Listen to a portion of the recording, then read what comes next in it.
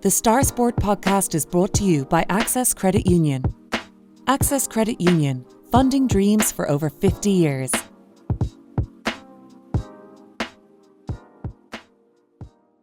Close your eyes and pull like a dog. And a new Irish record for Phil Healy, 22.99.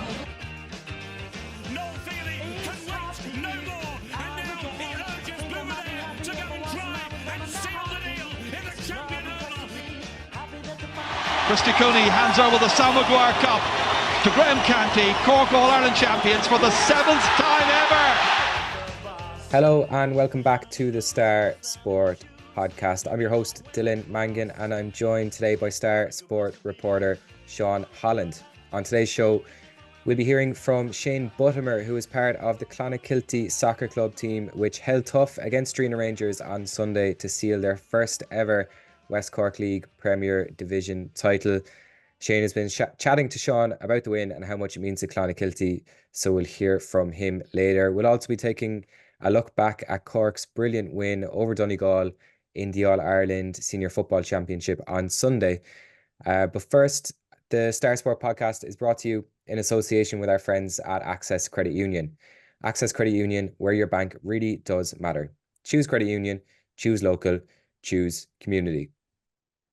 Now, Sean, Cork 3-9, Donegal 16 points. It was a beautiful sunny day on a bank holiday in Páirc Uí Rinn. It doesn't get much better than that, does it? Not many got to see it, but you were there.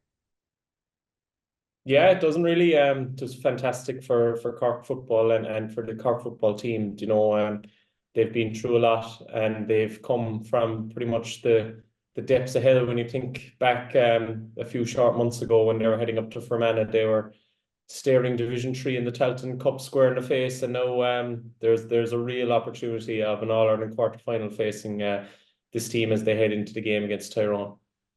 Yeah, it's incredible how quickly things kind of can turn around. I think it's 8 championship games now, unbeaten for John Cleary's side. And talk to me a little bit about how impressive they were against Donegal, who most people had as favourites at the weekend. Yeah, like, to be honest, in a lot of people's eyes, Donegal were the best team in the country coming into this game. You know, they won their National League Division 2 up in Croke Park, and they also claimed the Ulster title and then been beaten all year. So Cork were facing a formidable task, and a lot of Cork fans were going into Páirc Uí Rinn on Saturday more in hope than expectancy. But to be fair to John Cleary, he set out the team stall from the start. They had a plan in place, and they did exactly what they needed to do, get the win, and it sets them up nicely now for their next game. But it is really all coming down to this week. The game against Tyrone could either mean they're straight into a quarter-final, or they could be back in third place just as easily and face an away trip in a prelim quarter-final. So a lot is riding on that game in a couple of weeks' time. Yeah, it's probably not wise to dwell too much on the Donegal game, considering if Cork go out and lose to Tyrone, it probably won't mean much. But just on the game, because I guess a lot of people wouldn't have been able to see it. It wasn't on telly, it wasn't on GAA Go. I don't want to dwell on that too much, because it's a talking point that we hear a lot. I kept up with the game via the radio and Ger McCarthy's Twitter feed. He had some great videos. But for anyone who wasn't able to make it to the stadium, what was it like? What was the atmosphere like in Páirc Uí Rinn? It looked like it was buzzing. Yeah, it was a fantastic atmosphere, really. It was a perfect day for football, and Páirc Uí Rinn really suited Cork's game style and their game plan. They set up their banks along the halfway line. All the forwards came back and they really forced the turnovers from there. And you could see their first goal they got in the first half, Matty Taylor, for anyone who saw the videos or the highlights, to see an open green grass in front of him. And it's kind of a play style that's bore its head there now over the weekend with Derry and Armagh, if anyone else got to see that. A lot of the teams pushing up 15, pushing into the half, even with the goalkeepers, and it leaves your team very susceptible to a quick counter-attack, and Cork took full benefit of that at any opportunity they got. And it must be said, the work rate of their inside forward line, the likes of Brian Hurley and Chris O'Jones, Mark Cronin, just to be coming back the field and getting those quick turnovers really bore fruit on Saturday, and they were able to get the scores off that.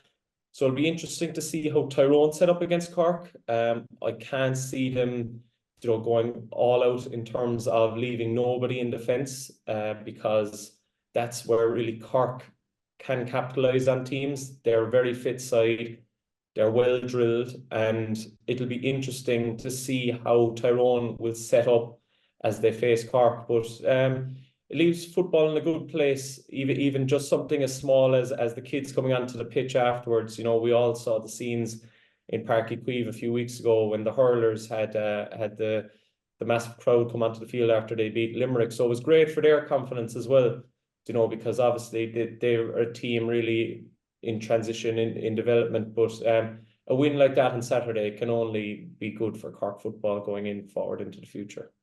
Yeah, absolutely. I think you mentioned turnovers there. I saw Gaelic Statsman on Twitter said that Cork scored 3-6 from turnovers of their 3-9. So that kind of tells a tale in and of itself. But just looking forward, you mentioned the Tyrone game. That'll be on the 15th of June. It'll be part of a double header with the hurlers. So we don't know the venue of that game yet. We're waiting to find out who will win the McDonagh Cup, but it will be in either Tullamore or Portlaoise. And is this kind of almost another opportunity for the footballers to kind of get more people going to games, get more people on side, because the hurlers bring a great crowd wherever they go.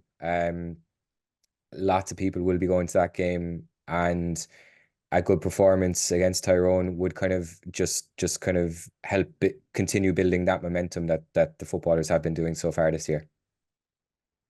Yeah, it'd be huge. Like, when you look at the crowds that follow the hurling, there's no end to it. You saw in Semple Stadium, they outnumbered the Tip fans 5 or 6 to 1. So if Cork can get another crowd up to wherever it is, if it's in Portlaoise or if it's in Tullamore, it'll be brilliant for Cork GA and the footballers specifically, because they deserve their day in the sun as well. So it'll be a good day out for any Cork supporter to go up and see both hurlers and footballers in action. But the benefit that Cork have now is that they know whatever the result is against Tyrone, they will have another day out. But the cart that's dangling in front of them is an All-Ireland quarter-final, and that's a real possibility. A draw or a win will get them there. So fingers crossed they do the business in a couple of weeks' time.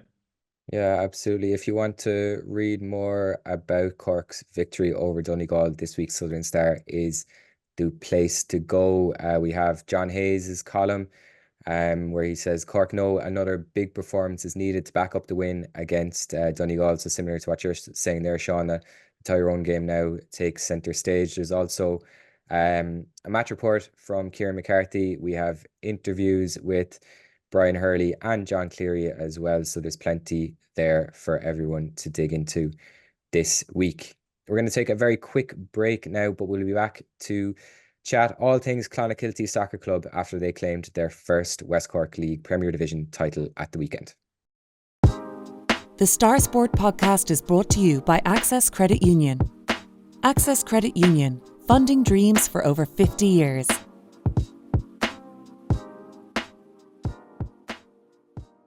Welcome back to the Star Sport podcast. And in just a moment, we're going to hear from Shane Buttimer of Clonakilty Soccer Club. They claimed their first Premier Division title, the West Cork League Premier Division, after a 2-2 draw with defending champions Drinagh Rangers on Sunday.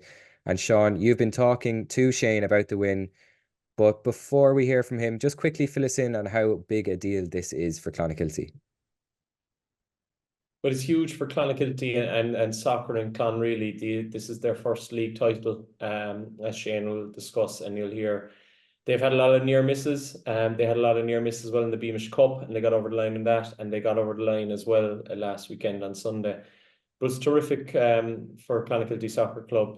There's a lot of fellas inside in that club who have been trudging around the West Cork League for years and haven't had the real big prize to show for it. So to get over the line on the weekend was massive for them. And it really helps bring on the West Cork League as well. We know successful Drinagh have been all down through the years, and they will be in future years as well. But like all sports, it's great to see a new name on the cup. And Shane has been with Clon from a very young age.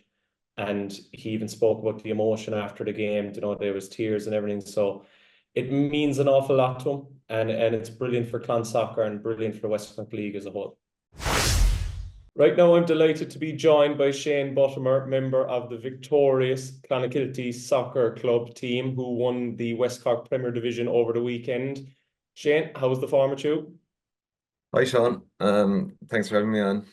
Yeah, the form is absolutely sky high now, to be honest. It's been a long time coming for a lot of players, a lot of management, and yeah, no, it's just really special feeling to finally win the league. And to finally get over that hurdle, what were the emotions like at full time on Sunday? Oh, the emotions were, I think, fairly visible for anyone that was there. There was a big following, which is great to see for soccer, right? But there was a lot of tears, a lot of emotion. I suppose again, it just probably makes that bit more special, the fact that, as you say, it's been so long coming. But yeah, look, it was just a bit of relief, I'll be honest, but just satisfaction, of course. Again, we probably get into it, but it's like we're playing against a juggernaut really of West Cork soccer. So the way it ended up and the way we ended up winning it was probably a special way as well. Yeah, no, it was really good. Especially I was on the line for the last 20 minutes after coming off, so it was like you'd nearly be even more anxious on the line. Yeah, when you're involved in it. You're probably the fingernails were probably bit off you by looking at the end, because just even going with the match report, Drinagh were pushing all the way towards the end of it, and that one goal would have put the title in their hands. So I'd imagine it was nerve-wracking to say the least. Yeah, it was nerve-wracking is really the word for it, I suppose. This year we've played a lot of good football in a lot of games, and I feel like even in the first half there on Sunday, I thought we played good patches of football, and the second half was really about getting over the line. We didn't intend to do that. We went out to try and win the game on Sunday, and as you're aware, a draw was enough for us to win the league, but we were there to win the game, and we were hanging in there at the end. But look, it just shows, like, I think it really shows the strength and depth that we have, that the lads that came on were immense. Even some of the lads that we had that weren't involved on the day, for example, it was really a massive squad effort to hang in there, and the fresh legs definitely helped for sure. We had 3 lads away as well last weekend on holiday, so I'd like to mention them. Liam Anthony White, I know he was speaking to yourself a couple of weeks ago. He was away on holidays himself, and Lauren ended up in the same place. So if you're talking about finger biting, there's a couple of photos floating around of them. Anxious is a word for it. We're also another couple of guys, Rob and Joe, who have been like very important players for us this year and within the squad, and good dynamic. They were also away, so just for them guys, they may not be on the photos and whatnot, but they're a massive part of everything that we've done. All those four guys and anyone else who's away as well. It's a massive team effort. And it speaks a lot to your squad. Winning a cup is different. It's pretty much the few rounds on the day, whatever happens. But a league is pretty much the course of about 20 games throughout the season. It's a lot of football. So how much would you put that down to, say, the likes of Lauren and Mousy Leahy as well in charge, and just to keep the squad together? Because I think you've been back training since late July, early August. Yeah, it's a testament to the two guys. Mousy has been involved in clan soccer since before I'd say I was born. He's been around for so long, and he puts in a massive shift in everything he does. And Lauren's been involved with soccer for years as well in different capacities. Came on board with the adult team this year. With Joe, his son is involved as well, of course, I mentioned earlier. And yeah, look, they've mixed things up. Um they've gone through spells where different guys were away, different guys were injured, lots of things were happening, and I think they fill everyone with confidence on what we're doing, changed our formation and everything this year, and just got lads who were coming into the team, just everyone felt comfortable. But yeah, no, it's obviously massive credit to those guys. It's again, they feel the win maybe more so, if not just as much as us players. It's a testament to everything that they've done to get us where we are, to finally get over the line. We've had a lot of near misses over the last few years. I know it's very well documented that we lost 3 cup finals in a row. Buffalo Bills, a lot of people are calling us. So to win that one was amazing as well. But the league title, there has been, if you look into in a bit more depth, there's been a lot of near misses as well over the last 10, 15 and beyond even. I know on one of Mousie's teams, when they won the Beamish Cup, they were second that year and we were second numerous other years. So like across a 20-game season, you need everyone really together, pulling together. And look, Drinagh have shown that over the last few years. Again, it was a good sign of them as champions, I think, gone by on Sunday as well. They were very respectful after the game. Even to hang around, it's not a cup final, it's a league game. They could easily have walked off into the sunset, and I've been there myself.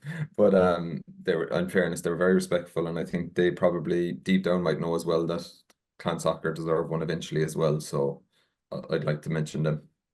Absolutely, and fair play. And like even speaking on Drinagh there, and just back to the game itself, obviously you knew going into it that a draw would have been enough, but to concede then straight away to Drinagh and being on the back foot, what did it say about your team and just even the makeup of the players to not crumble under that pressure to come back and get the result that was needed? Yeah, it was kind of one of those moments where you're kind of like, oh no, I'll be honest. But then again, there's such a calmness within this group of guys, and everyone knows, right, we're just going to put in a massive shift here. And the guys that are coming in, if you're not 100%, it's one of the first times I'd say within Clan Soccer that you can put your hand up, come off the pitch, and know that the guy coming in is going to do as good a job, if not a better job than you. So I just think there's that calmness within the group. There's that confidence now. And yeah, just keep playing. And look, everything might happen for a reason. And look, I think that maybe it helped us in a way to just go, like, let's settle down, let's play our game, let's get the ball moving, which was what we always want to do. And we got good patches of play then after that, where we really settled down and just went for it. It's really just going for these occasions.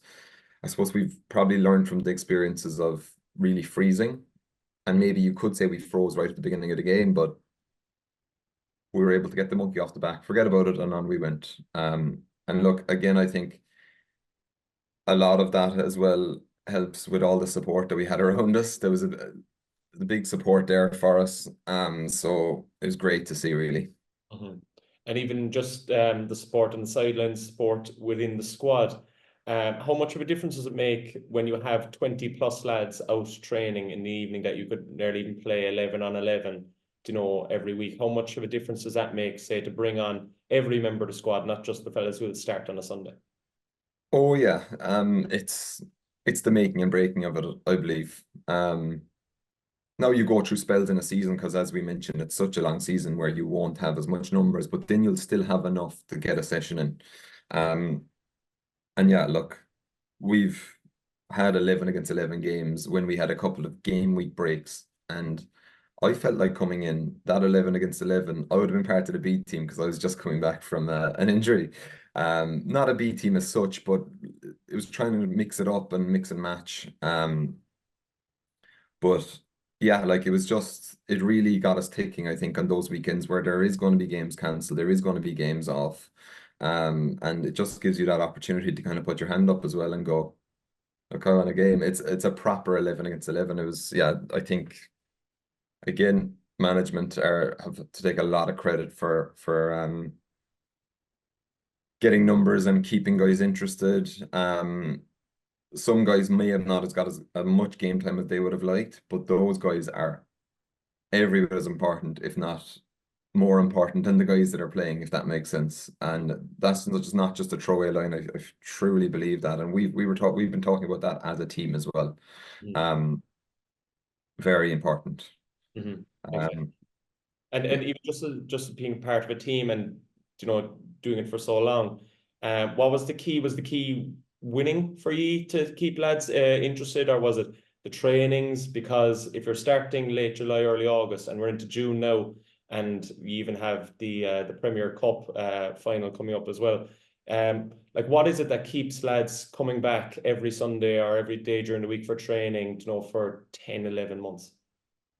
I think there's a lot of dynamics to that. There's no one, with any team, there's no one secret ingredient. A lot of things go into making a unit.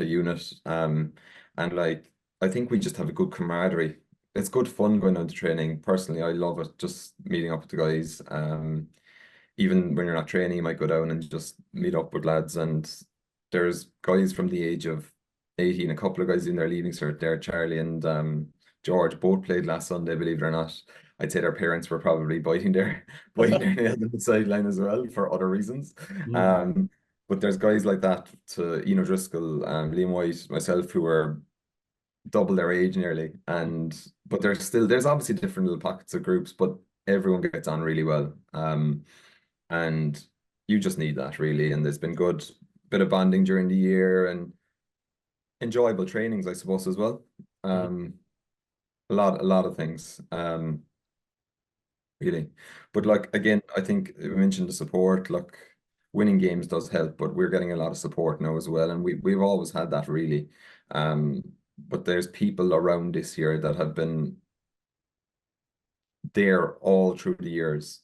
Guys we've played with from both Clon FC, Clon Town, coming down watching games, and like it was great to see a lot of those faces on Sunday as well. It just shows what it means, I suppose, to everyone. Exactly, that and we finally won a league, because they are every bit as important as well. Again, right? Huge. And even as you speak about it there and what it means, and what next question be kind of looking at. Clon has a very rich history in Gaelic games, in rugby and various other sports. But what do you think a win like this now will do for soccer in the town? Look, it was great to see a lot of young kids down at the game. And hopefully it's just gonna help it grow, right? Like there's good underage structures there. You'd be just hoping that it'll go from strength to strength. Again, it's a lot of work goes into it, but hopefully it can grow. And it's not to take away from the other sports. Look, we obviously know that it's just to be out there and be involved in a team environment, whatever it is, whatever you're involved in, it's a great thing. So I wouldn't be just saying you have to be a soccer player. I play Gaelic myself for Kilmeen. I played with Clon, but it's just great to be part of that dynamic. So yeah, look, again, hopefully it'll grow from strength to strength. And I don't like this cannot bring anything only a positive to the town and to the club moving forward. And look, hopefully we still have one more game to go, as you mentioned as well. So no doubt we'll give that same as every other game we played this year. We're going to give that a massive crack as well. And you're going for the treble, and the Premier Cup is pretty much going to be your last game. But in your opinion then, Shane, just in terms of like the league and the season going on this long, do you think it's a good setup at the moment, or do you reckon it could be condensed a small bit because it's nearly pushing on now, into your 11th month? Yeah, it's been a very long season. There's no doubt about it. And look, there's a lot of reasons on why this is happening. There's a lot of cup competitions. It'd be just nice for maybe the league and maybe some of the cups to get priority. But again, is there a way that we can if a team is behind in games.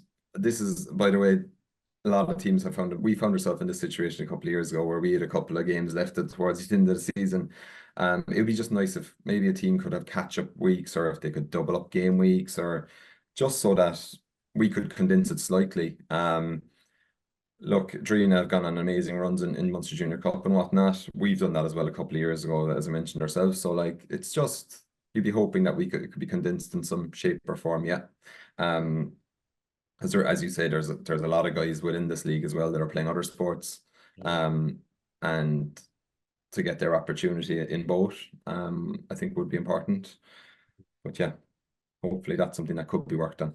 Maybe that's something that's for the future. Exactly. For next season onwards. Yeah. Something to look at. Well, finally for you then as well, Shane, just in terms of the league season as a whole, obviously last Sunday was the pinnacle, but was there any other standout moments or any other moments that brought you together as a squad throughout your whole campaign? There is so many moments. It's like a whirlwind now. I know we'll probably go back over it in time, right? But there's been a lot of late winners. You've seen some of the free kicks there that Flash has scored in the late moments of games, and the likes of Johnny stepping up on Sunday, scoring 2 goals, Ruben the week before. All these big moments, are there. It's just like a train getting extra traction. But one moment that stands out for me, we played Beara last year, in November time, and we got a bus down, and it was just great fun within the team. And look, I'm not saying that that's a reason why we went on and won stuff or whatnot, but it's just nice to hang out with the guys, and great that we have that camaraderie going, and hopefully we can keep it going beyond here and now as well.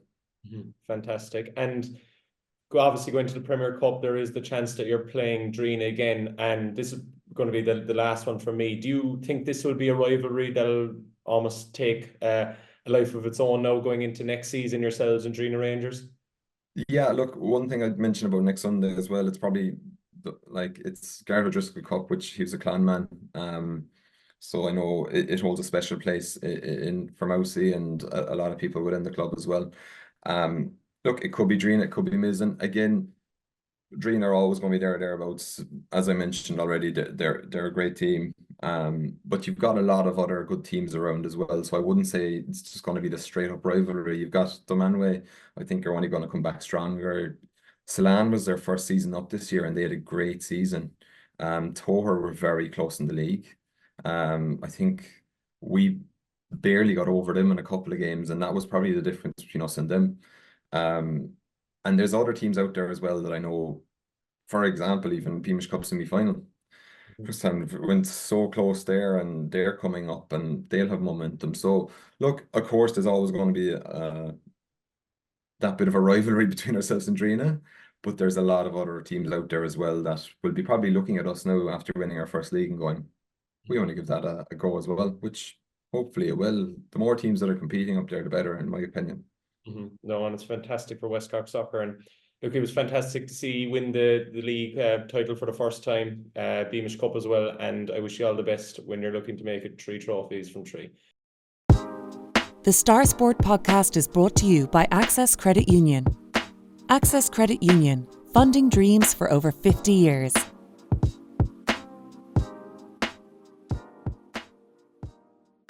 Welcome back to the Star Sport podcast, and in this week's Southern Star we have a treat for you, as we have 20 pages of brilliant West Cork sport reports and news as well. On the front page we have a great photo of some of the CLONAKILTY players, including Shane Buttimer, who we just heard from, celebrating with the West Cork League Premier Division trophy as they made history last weekend.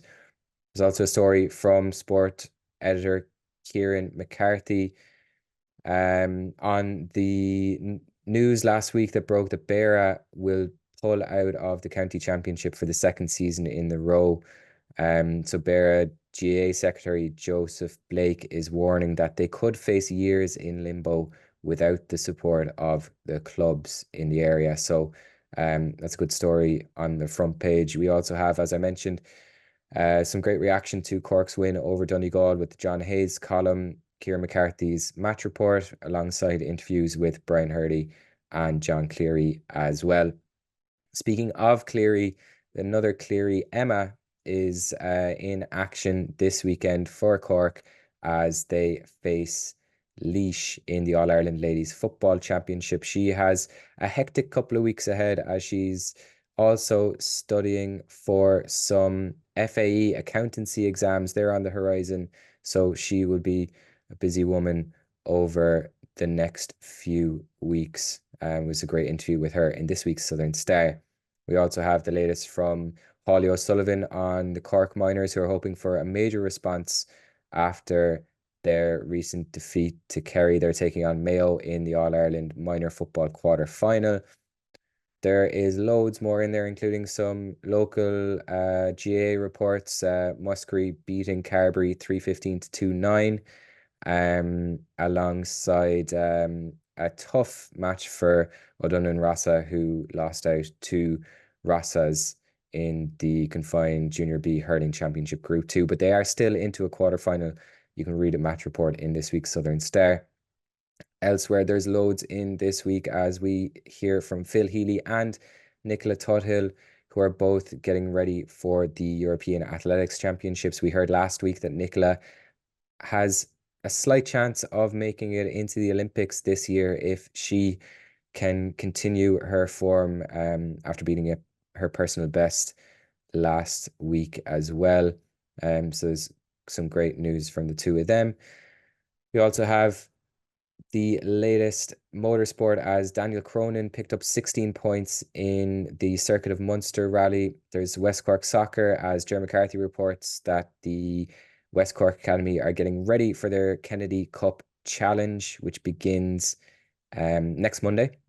We have 2 pages of report and reaction from CLONAKILTY's CLONAKILTY's West Cork League victory as well, alongside the usual road bowling news. And Kieran McCarthy's last word column makes a return as he reports from a brilliant day in Páirc Uí Rinn on Saturday. So all that is in this week's Southern Star. There's plenty there. We'll also have loads on the local elections and European elections, which are taking place this Friday. So as always, if you're further afield or can't make it to the shops, you can subscribe to the Southern Star and get it on your laptop, tablet or phone if you can't make it to buy a physical edition. So just head to subscribe.southernstar.ie, enter your details and you'll get an exact replica of the newspaper for less than €2 per week. We also have a 7-day free trial available for anyone who would like to take our annual option as well. So there's loads of options there for you to read the Southern Star this week. As always, thanks for listening to the Star Sport podcast, and thanks again to our sponsors at Access Credit Union. If you've enjoyed this, please remember to rate, review and subscribe wherever you get your podcasts. We'll be back again next week. Thanks for listening.